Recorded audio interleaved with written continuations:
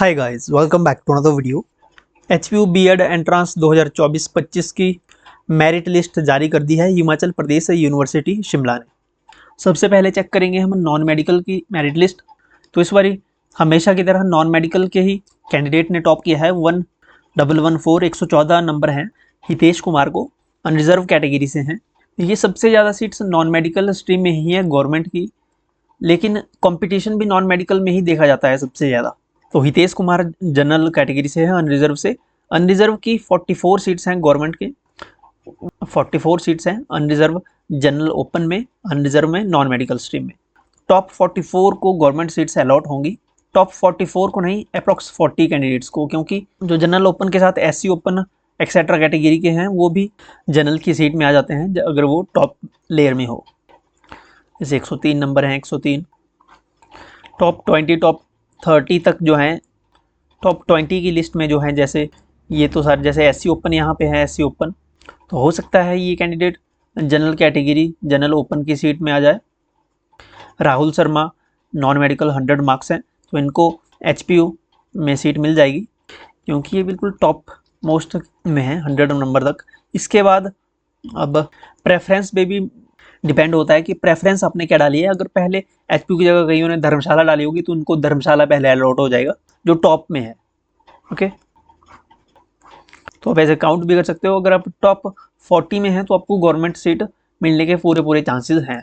अगर आप टॉप 20 में हैं, टॉप 15 to 20 के बीच में है अगर आपका जनरल अनरिजर्व में, तो आपका हो सकता है कि आपको एचपीयू में सीट मिल जाए। अगर आप उसके बाद में आते हैं तो आपको धर्मशाला में मिल सकती है सीट। ओके, इसी प्रकार जनरल ईडब्ल्यूएस की 11 सीटें हैं, तो इसमें सिंपल है कि जो भी टॉप के 11 होंगे उनको गवर्नमेंट सीट मिलेगी ही मिलेगी। ओके, ये आप काउंटिंग करके अपना फिक्स कर सकते हो। इसमें फिक्स होता है, इसमें कोई ज़्यादा चेंज नहीं होगा। हाँ, 11 से 12 हो सकते हैं। कई बार बीच में कोई कैंडिडेट एडमिशन नहीं लेता है या काउंसलिंग ही अटेंड नहीं करता है तो उसकी जगह पे नेक्स्ट कैंडिडेट को मौका मिल जाएगा। तो ऐसा चांसेस हो सकते हैं, पर ऐसा बहुत कम होता है। जैसे अमन कटारिया हैं, इनका 3rd रैंक है शेड्यूल ट्राइब में। ओके, एसटी ओपन में 3rd रैंक है इनका, 91 मार्क्स हैं इनके नॉन मेडिकल में। तो अगर एसटी ओपन में देखें तो एसटी ओपन में 4 सीटें हैं, तो 3rd रैंक है इनका, तो यानी कि इनको गवर्नमेंट सीट इनकी पक्का ही है। ओके, वैसे ही यहाँ पे शुभम है, 7th रैंक है एससी ओपन कैटेगरी में। तो एससी ओपन में 18 सीटें हैं, तो इनका भी पक्का है कि इनको गवर्नमेंट सीट मिलेगी ही मिलेगी। ओके, एससी ओपन में इनको गवर्नमेंट सीट डन है। इनको एचपीयू भी पूरे चांसेस है मिलने के, इनको एचपीयू अलॉट हो जाए। इसी प्रकार से आप यहाँ पे सीट्स देख सकते हो। हमने पहले ये पीडीएफ टेलीग्राम पे भी डाली और इसकी सेपरेट वीडियो भी बनाई है। ओके, इसके बाद अगर मेडिकल देखें तो मेडिकल की जनरल ओपन में है 25 सीटें गवर्नमेंट की, गवर्नमेंट कॉलेज में। तो मेडिकल स्ट्रीम में जो टॉपर हैं इनको हैं 109 नंबर। अर्चना शर्मा को ईडब्ल्यूएस कैटेगरी से हैं, जनरल ईडब्ल्यूएस रैंक है इनका कंबाइंड रैंक 1 फर्स्ट रैंक। तो जनरल ईडब्ल्यूएस की 5 सीटें हैं, तो ये इनका पहला रैंक है, तो इनको तो ईडब्ल्यूएस की कैटेगरी में सीधा एचपीयू। इसके बाद 104 नंबर पे हैं अंकित कुमार अनरिजर्व, इनको भी एचपीयू पक्का फिक्स है। अगर ये प्रेफरेंस देते हैं एचपीयू को, अगर ये धर्मशाला देते हैं तो उनको पहले ही धर्मशाला अलॉट हो जाएगा। ओबीसी ओपन फर्स्ट रैंक ज्योति बाला।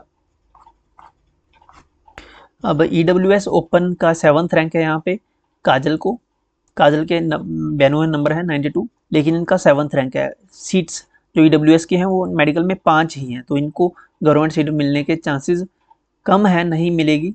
अगर बीच में कोई 2 कैंडिडेट स्किप करते हैं तब इनको चांसेस है कि मिल जाए, अन्यथा इनको प्राइवेट कॉलेज ही अलॉट होगा। जनरल अनरिजर्व स्पोर्ट्स कैटेगरी से हैं, फर्स्ट रैंक है, तो इनको गवर्नमेंट सीट मिलेगी ही मिलेगी। SC open 91 marks 8th rank SC open में। एससी ओपन की टोटल 8 सीटें हैं, तो इनको गवर्नमेंट सीट मिलेगी ही मिलेगी। इसके बाद 9th रैंक जिनकी होगी उनको भी गवर्नमेंट सीट मिलने के चांसेस है, क्योंकि एससी ओपन के कैंडिडेट्स जनरल अनरिजर्व की सीट्स में भी आ जाते हैं अगर वो टॉप में है। ओके, तो यहाँ पे 9 कैंडिडेट्स भी आ सकते हैं एससी ओपन में। तो इनको तो अभिषेक को गवर्नमेंट कॉलेज अलॉट हो जाएगा, इनको धर्मशाला मिलेगा, एचपीयू नहीं मिलेगा इनको, क्योंकि ये इनका जो है रैंक लास्ट में है। इसके अलावा 91 नंबर पर ही यहाँ पे ओबीसी ओपन कैटेगरी का 4th रैंक है इनका। ओबीसी ओपन में 8 सीटें हैं टोटल और इनका रैंक है 4th, यानी ओबीसी ओपन का इनको गवर्नमेंट कॉलेज मिल जाएगा एचपीयू, अगर नहीं भी मिलेगा तो धर्मशाला तो मिलेगा ही मिलेगा। एसटी ओपन में 3rd रैंक है 91 मार्क्स पे ही ममता कुमारी को। एसटी ओपन की 2 सीटें हैं और इनका रैंक है 3rd, तो इनके चांसेस कम है मिलने के। अगर एसटी ओपन का कैंडिडेट अगर कोई जनरल कैटेगरी में गया होगा रिजर्व में तभी इनको सीट मिलेगी, अन्यथा इनको सीट नहीं मिलेगी ओबीसी ओपन को। ओके, इसके अलावा अगर आगे देखें हम, एसटी ओपन की 10th रैंक है, 10वीं रैंक है और एससी ओपन में है 8 सीटें। 10th रैंक है, सीटें 8 हैं टोटल, तो इनके चांसेस 50-50 हैं, मिल भी सकती है और नहीं भी मिल सकती। अब ये डिपेंड करेगा कि कोई बीच में स्किप करता है या कोई जनरल कैटेगरी में रिजर्व की सीट में आ जाता है तभी इनको गवर्नमेंट कॉलेज मिलेगा, नहीं तो इनको प्राइवेट में ही प्राइवेट कॉलेज ही अलॉट होगा। तो इनके नंबर हैं 89, यानी कि 88, 89, 90 तक जो कैटेगरी वाले कैंडिडेट्स हैं उनको गवर्नमेंट कॉलेज अलॉट हो सकता है जो जिनकी कैटेगरी है। बाकी जो अनरिजर्व हैं उनको 94, 95 तक कट ऑफ इनकी रह सकती है। इसके बाद अगर देखें हम आर्ट्स एंड कॉमर्स का कंबाइंड, तो आर्ट्स एंड कॉमर्स की टोटल जनरल ओपन में 35 सीट्स हैं। टॉपर इसमें भी 109 नंबर के हैं हिमाली, काफ़ी यूनिक नेम है हिमाली, 109 नंबर है, अनरिजर्व कैटेगरी से हैं।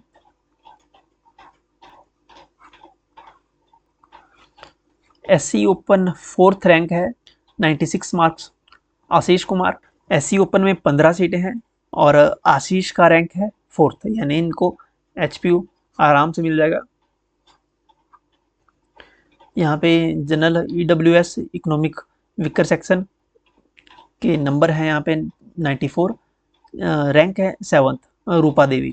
ईडब्ल्यूएस की टोटल सीट्स हैं 8 और इनका रैंक है 7th, यानी इनको धर्मशाला अलॉट हो जाएगा। ओके, धर्मशाला इनको अलॉट हो जाएगा रूपा देवी को। डिपेंड करता है कि अपनी प्रेफरेंस कैसे देती है, इनको धर्मशाला पहली प्रेफरेंस रखना पड़ेगा। ओबीसी ओपन का 3rd रैंक है 94 नंबर है विपाशा ठाकुर। ओबीसी ओपन की 9 सीटें हैं, आराम से इनका नंबर आ जाएगा एचपीयू में। 94 पे अगर 3rd रैंक है तो उनकी कट ऑफ काफ़ी कम जाएगी। तो अगर हम यहाँ देखें 92 नंबर है। एसटी ओपन कैटेगरी है, रैंक है 4th रैंक है और एसटी ओपन में जो सीट्स हैं टोटल वो भी 4 ही हैं और इनका रैंक भी 4th है। तो इसका मतलब है दया कि इनको गवर्नमेंट सीट अलॉट हो जाएगी। ओके, 4 ही सीटें और रैंक भी 4th है, तो इनको गवर्नमेंट सीट अलॉट होगी ही होगी। इनको Dharamshala government college of teacher education GCTE Dharamshala allot हो जाएगा इनको, पर इनको अपनी फर्स्ट प्रेफरेंस रखनी पड़ेगी धर्मशाला में। अब economic vicar section EWS 92 number, rank है 10th, सीट्स हैं टोटल 8, तो इनको तो गवर्नमेंट कॉलेज, ओके, इनको प्राइवेट कॉलेज ही अलॉट होगा क्योंकि इनका 10th रैंक है और टोटल सीट्स केवल 8 ही हैं। तो प्रीति ठाकुर नंबर है 92, यानी कि 92 नंबर वाले को यहाँ पे जिनकी कैटेगरी ईडब्ल्यूएस है इनको गवर्नमेंट सीट नहीं मिली। ओके, तो इस प्रकार से अपना रैंक आप चेक कर सकते हो कि आपको कॉलेज गवर्नमेंट अलॉट होगा या नहीं होगा। अपने मार्क्स, अपना रैंक कमेंट सेक्शन में जरूर लिखें। और अगर आपने हमारा टेलीग्राम ज्वाइन नहीं किया है तो टेलीग्राम का लिंक आपको मिलेगा वीडियो की डिस्क्रिप्शन में और साथ में इस वीडियो की फर्स्ट कमेंट में आपको टेलीग्राम और व्हाट्सएप दोनों का लिंक मिल जाएगा, तो आप वहाँ से डायरेक्ट ज्वाइन कर पाएंगे। अगर आपके मन में कोई डाउट है तो कमेंट सेक्शन में जरूर लिखिएगा। और हाँ, इसके बाद आप पूछते हैं कि नेक्स्ट प्रोसीजर क्या होगा, तो इसके बाद अभी आपका शेड्यूल आएगा, पूरा शेड्यूल आएगा आपका काउंसलिंग का। फर्स्ट राउंड की काउंसलिंग, सेकेंड राउंड की counselling, 3rd round, 4th round, open round, mop up round, सारे राउंड्स की डेट्स अनाउंस हो जाएंगी, कब कौन सा डेट किस काउंसलिंग को कंडक्ट करवाया जाएगा। काउंसलिंग के लिए आपको अपने 500 रुपये फीस लगेगी आपकी, इसके लिए आपको अप्लाई करना पड़ेगा, आपको फॉर्म फिल करना पड़ेगा वेबसाइट पे। उसके बाद आपको कॉलेज की प्रेफरेंस देनी पड़ेगी, 3 से 4 कॉलेज की प्रेफरेंस देनी पड़ेगी आपको। उसके बाद 2 से 3 दिन बाद आपके जो अपने प्रेफरेंस दिए हैं उनका रिजल्ट आएगा काउंसलिंग का कि आपको कॉलेज मिला है या नहीं मिला है। ये सारा प्रोसीजर ये ऑनलाइन ही होगा। अगर आपको कॉलेज अलॉट होता है और आपको वो लगता है कि मुझे इसी कॉलेज में अब एडमिशन ले लेनी चाहिए, तो आपको 1 से 2 दिन दिए जाते हैं। आपको जो कॉलेज अलॉट हुआ है उसमें आपको अपने डॉक्यूमेंट्स, ओरिजिनल डॉक्यूमेंट्स लेके वहाँ पे वेरिफिकेशन होगी आपकी कॉलेज में और आपकी फ़ीस सबमिट होगी वेबसाइट पे। वेबसाइट पे आपकी, अगर आपको प्राइवेट कॉलेज अलॉट हुआ है तो आपकी 31,000 के समथिंग आपकी फ़ीस अलॉट होगी, फ़ीस सबमिट होगी। ये फर्स्ट सेमेस्टर की फ़ीस होती है। ओके, अगर आपको गवर्नमेंट कॉलेज मिला है तो आपकी 5,000 के करीब फ़ीस सबमिट होगी फर्स्ट सेमेस्टर की। मान लीजिए आपको कॉलेज अलॉट हो गया, लेकिन आपको लगता है कि मुझे गवर्नमेंट कॉलेज भी अलॉट हो सकता है, मुझे नेक्स्ट काउंसलिंग में ट्राई करनी चाहिए। तो अगर आपको इस फर्स्ट काउंसलिंग में तो आपको कॉलेज अलॉट हो चुका है, अगर आप नहीं चाहते कि मुझे इस कॉलेज में एडमिशन नहीं लेनी है, तो आपको कुछ नहीं करना है, आपको डायरेक्ट नेक्स्ट काउंसलिंग का वेट करना है, सेकंड राउंड की। उसमें आप अप्लाई कर पाएंगे। जब आप सेकंड राउंड की काउंसलिंग में अप्लाई करेंगे तो आपको फिर से आप 500 रुपये सबमिट करवाने की ज़रूरत नहीं होगी। ये आपको फर्स्ट काउंसलिंग से पहले ही एक ही बार सबमिट करवाने होते हैं। उसके बाद आप चाहे जितनी भी मर्जी बार काउंसलिंग अटेंड करिए। ओके, तो ये पूरा प्रोसीजर रहता है। जब ये शेड्यूल आएगा तो मैं आपको इन्फॉर्म कर दूंगा।